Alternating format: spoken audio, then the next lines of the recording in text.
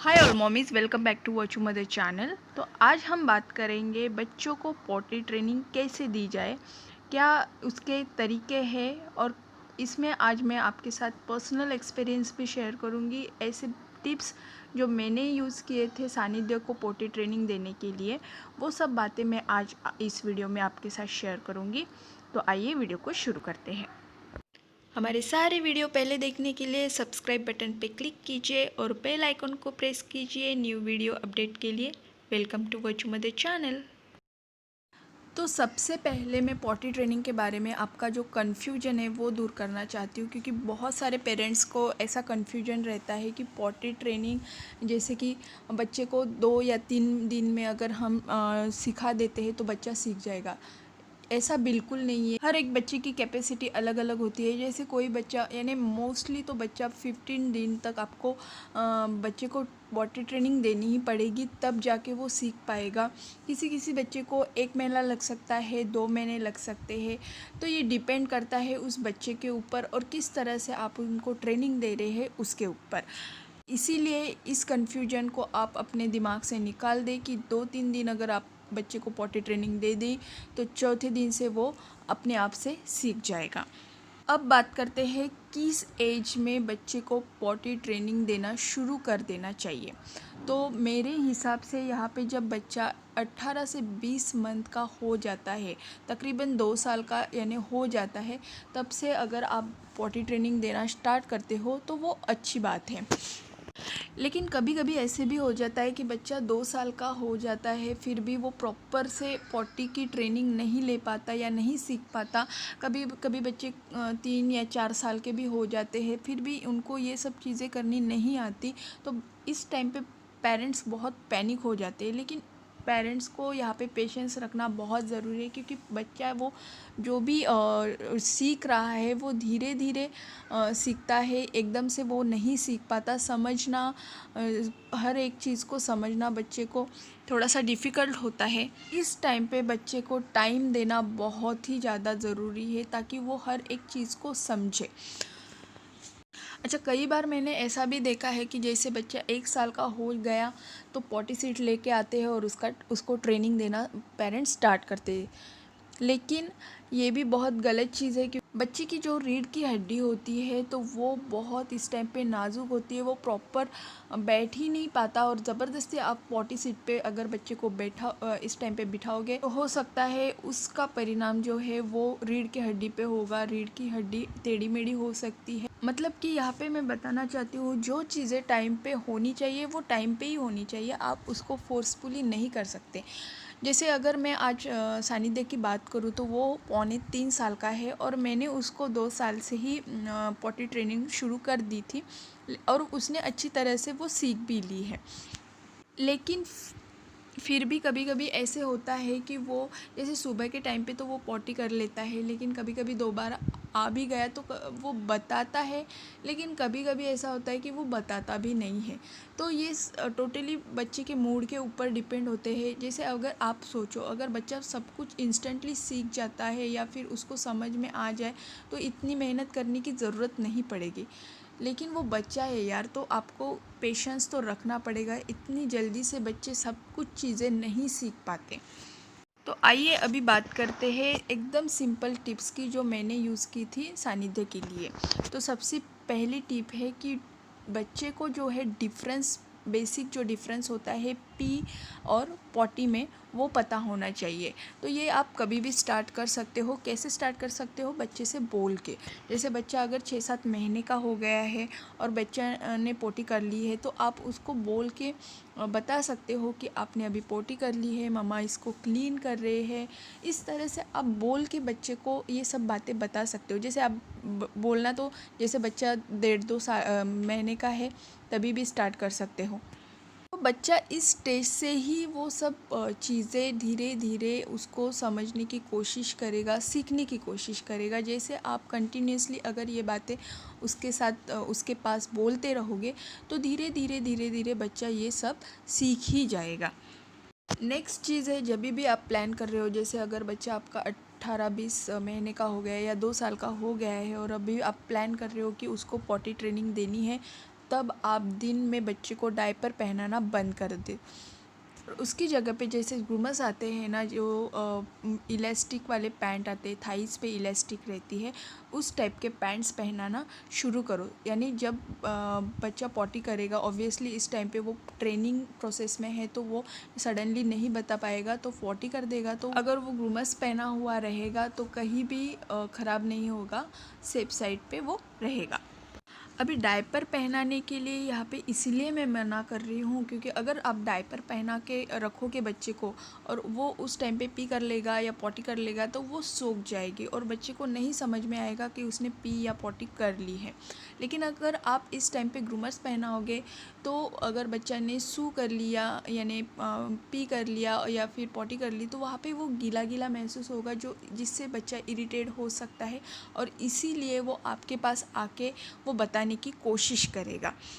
अच्छा, जनरली क्या होता है कि जब भी बच्चा पॉटी करता है तो वो साइंस दे ही देता है जो पेरेंट्स को इजीली समझ में आता है। जैसे कि बच्चा कभी कभी ज़ोर लगाता है या एक कोने में बैठा रहेगा, या फिर कभी अगर बैठा है तो खड़ा होकर नाचने भी लगेगा। इस टाइप के साइंस वो देने लगता है। तो इस टाइम पे आपको क्या करना है, आपको बच्चे को जाके पूछना है कि आपको पॉटी आई है क्या, पॉटी आई है क्या। तो वो समझ जाएगा कि मम्मा क्या पूछना चाहती है, इस टाइम पे हमें क्या करना है। और आपको इस टाइम पे सीधा बच्चे को उठा के वॉशरूम में ले जाना है, जहाँ पे उसको पॉटी कराना है वहाँ ले जाना है और उसको पॉटी वहाँ पे करने के लिए बोलना है। तो इस टाइप से अगर ये कंटिन्यूसली आप करते रहोगे तो बच्चा इसे फैमिलियर हो जाएगा और आसानी से ये चीज़ ग्रास्प कर लेगा, सीख जाएगा। तो सानिध्य के लिए यही टिप मैं यूज़ करती थी और ये बहुत ही यूज़फुल साबित हुई है। मैंने पॉटी सीट में बिल्कुल भी इन्वेस्ट नहीं किया है। जो हमारे घर में वॉशरूम है, जो भी हम यूज़ करते हैं नॉर्मली, वही उसी में मैंने सानिध्य को पॉटी ट्रेनिंग दी है। लेकिन ये आपके ऊपर डिपेंड है। अगर आप पॉटी सीट में इन्वेस्ट करना चाहते हो तो ये आप कर सकते हो, या फिर आप जो भी आपके घर पे यूज़ कर रहे हो डायरेक्टली वहाँ पे अगर आप बच्चे को पॉटी ट्रेनिंग देना चाहते हो तो वो भी आप कर सकते हो। ये टोटली आपके ऊपर डिपेंड है। अभी जैसे हम पॉटी ट्रेनिंग के लिए बच्चे को लेके जाते हैं या पॉटी कराने के लिए लेके जाते हैं, तो आपको बाकी चीज़ें भी बच्चों को एक्सप्लेन करना बहुत ज़रूरी है, ताकि वो भी सारी चीज़ों को समझे। उनको एक्सप्लेन ये भी करना पड़ता है, जो कि मैंने किया है सानिध्य के लिए। तो मैंने वहाँ पे बताया है कि यहाँ पे सब फैमिली के मेंबर जाते हैं, ये पॉटी करने की जगह यही है, पॉटी करने के बाद किस तरह से फ्लश किया जाता है, पानी कैसे डाला जाता है। तो इस टाइप से मैंने हर एक चीज़ को एक्सप्लेन करके सानिध्य को डे 1 से ही बताया था। जब से पॉटी ट्रेनिंग उसकी स्टार्ट की थी, तब से ही मैंने उसको ये एक्सप्लेन करना स्टार्ट कर दिया था। अच्छा, कभी कभी ऐसा भी हो जाता है कि बच्चे, जैसे 2-2.5 साल के बच्चे बहुत ही ज़्यादा स्मार्ट हो जाते हैं, उनको समझ में आता भी है कि हमें पॉटी आई है, फिर भी वो वॉशरूम नहीं जाएंगे। तो ये चीज़ सानिध्य ने भी की थी, यानी उसने 4 से 6 महीने अच्छा रिस्पॉन्स दिया था, लेकिन उसके बाद वो मना कर रहा था। उसको पता था पॉटी आ रही है, फिर भी वो वॉशरूम जाने के लिए मना कर रहा था। इस टाइम पे मैंने जो डे केयर वाले यूज़ करते हैं वो टिप्स यूज़ की थी। डे केयर में एक्चुअली होता क्या है कि वहाँ पे बहुत सारे बच्चे रहते हैं। तो जैसे अगर कोई बच्चा बहुत अच्छी से पॉटी ट्रेन हुआ है और वो जा रहा है, तो उसका रेफरेंस दे के बाकी बच्चों को सिखाया जाता है। तो यही मैंने चीज़ सानिध्य के लिए भी अप्लाई की थी जब वो मना कर रहा था। कि जैसे हमारे घर पे उसके कज़िन्स हैं, यानी उसके एज के नहीं है, बड़े हैं, यानी तकरीबन 5 से 6 साल बड़े हैं। फिर भी मैंने उनका रेफरेंस सानिध्य को दिया था कि देखो, तुम्हारी दीदी को या भैया को जिस तरह से पॉटी आ रहे हैं, तो वो वॉशरूम जा रहे हैं, वहाँ ही जाके पॉटी करना है। यहाँ पे फर्श पे या रूम में आप पॉटी कर दोगे तो ये जगह वो गंदी हो जाएगी। तो इस तरह से मैंने बातें सानिध्य को समझाई थी। और वो जो रेफरेंस मैंने दिया था उसका भैया और बहन का, तो इसके कारण 90% ये तरीका बहुत ही अच्छे से यूज़फुल रहा है, क्योंकि बच्चों को देख के ही बहुत सारी बातें सीख जाते हैं। थर्ड टिप है रूटीन सेट करना। यानी कि जैसे कि अगर मान लो आपके घर पे छोटे बच्चे नहीं है, दूसरे बच्चे नहीं है जिससे आपके बच्चे को रेफरेंस दे सके, तो इस टाइम पे आप क्या करो, जो भी बच्चा जब भी आपका बच्चा सो के उठता है तो आप उसको थोड़ा सा गुनगुना पानी दे दो और उसको पॉटी कराने के लिए लेके जाओ। तो ऐसे आप अगर रोज़ रोज़ करते हो 10 दिन 15 दिन, तो उसके बाद उसको आदत सी हो जाएगी। और जैसे फर्स्ट टाइम पे तो वो नहीं करेगा, तो उसको ज़बरदस्ती वहाँ पे रखो पॉटी या वॉशरूम में रखो 5-10 मिनट, तो भी आपको वहाँ पे उसको रखना पड़ेगा। तो ऐसे अगर आप रोज़ रोज़ करोगे तो उसको समझ में आ जाएगा कि हाँ मम्मा ये क्या कर रही है, मम्मा उठा के लेके आ रही है क्यों, तो पॉटी कराने के लिए। और इस तरह से वो ये सब बातों से फैमिलियर हो जाएगा। और एक जिसको हम बोलते हैं ना रूटीन सेट करना, तो ये उसका एक रूटीन बन जाएगा। तो ये भी एक एक्चुअल प्रोसेस है बच्चे को पॉटी ट्रेनिंग देने की। नेक्स्ट टिप है एनकरेज टू योर चाइल्ड। यानी कि यहाँ पे इस टाइम पे ऐसा है कि बच्चा, जैसे अगर आप पहले दिन लेके गए हैं और बच्चे ने पॉटी कर दी है या फिर नहीं भी की है, फिर भी वो पॉटी सीट पे बैठ के भी आ रहा है, फिर भी आपको उसको अप्रिशिएट करना है, क्लैपिंग करना है उसके लिए।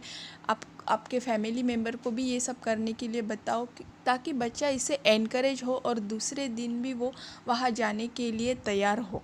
तो इससे क्या होता है, बहुत हेल्प मिलती है बच्चे को पॉटी ट्रेनिंग देने के लिए। और बच्चे को इजीली समझ में आ जाता है कि जब भी पॉटी आई है, कौन सा भी टाइम हो, लेकिन हमें उस टाइम पे इस जगह पे यानी वॉशरूम में जाके पॉटी करनी है। नेक्स्ट चीज़ है कि आपको यानी पेरेंट्स को इस टाइम पे बहुत ही पेशेंस रखने की ज़रूरत है, बिल्कुल भी इरिटेट नहीं होना है, क्योंकि ये ऐसी चीज़ नहीं है कि बच्चा 1-2-3 दिन में सीख जाएगा। इसको महीना भी लग सकता है, 2 महीने भी लग सकते हैं। तो ये डिपेंड करता है हर एक बच्चे के ऊपर। इसीलिए पेरेंट्स को जो है पेशेंस रखना इस टाइम पे बहुत ही इम्पॉर्टेंट है। तो बस यही सब टिप्स मैंने अपने बच्चे के साथ यानी सानिध्य के साथ यूज़ की थी जब मैं उसको पॉटी ट्रेनिंग देना स्टार्ट की थी।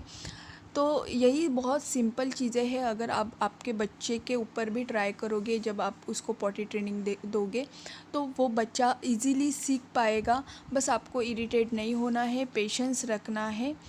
तो आपको आज का वीडियो कैसा लगा ज़रूर कमेंट करके बताइए। अगर आपको वीडियो थोड़ा सा भी पसंद आया है तो प्लीज़ वीडियो को लाइक कीजिए, दूसरे पेरेंट्स के साथ भी शेयर कीजिए ताकि उनकी भी हेल्प हो। और अगर आप पहली बार हमारे चैनल पे आए हैं और अब तक अपने चैनल को सब्सक्राइब नहीं किया है तो वर्चू मदर चैनल को जल्दी से सब्सक्राइब कीजिए, बेल आइकॉन को हिट कीजिए ताकि न्यू वीडियो के अपडेट्स आपको मिलते रहे। तो मिलते हैं एक नए वीडियो के साथ, तब तक के लिए धन्यवाद।